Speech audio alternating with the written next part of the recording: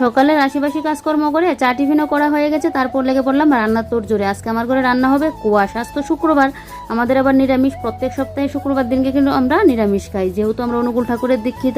তো এবারে আজকে না কোয়াশটাকে একদম লাউর মতো রান্না করবো। তবে লাউটাকে তো আমরা মুগ ডাল ছিটিয়ে রান্না করি, তো কোয়াশটাকে না মুগ ডাল ছিটিয়ে রান্না করবো না, এমনিতেই নর্মাল করবো। তো তেলের মধ্যে দিয়ে দিলাম শুকনো লঙ্কা চেরা, তারপর দিয়ে দিলাম 5 ফোড়ন, দিয়ে কোয়াশটাকে দিয়ে সমস্ত কিছু মশলাপাতি দিয়ে ওয়াশটা বসিয়ে এদিকে চলে আসলাম এখন বেডরুমটা এখন গুছিয়ে নিচ্ছে। আমি না সবসময় এভাবে কাজগুলো করি, না হলে না টাইমের মধ্যে শেষ করতে পারি না। এই যে রান্না বসিয়ে এদিকে দেখো ঘরটা গুছিয়ে নিচ্ছি, না হলে আবার লোকে বলবে কি বলে, দেখো ঘরটাও গুছিয়ে রাখতে পারে না। কিন্তু এই যে দুইটা হাতে কত কাজ সামলাতে লাগে সেটা তো আর লোকে বুঝবে না।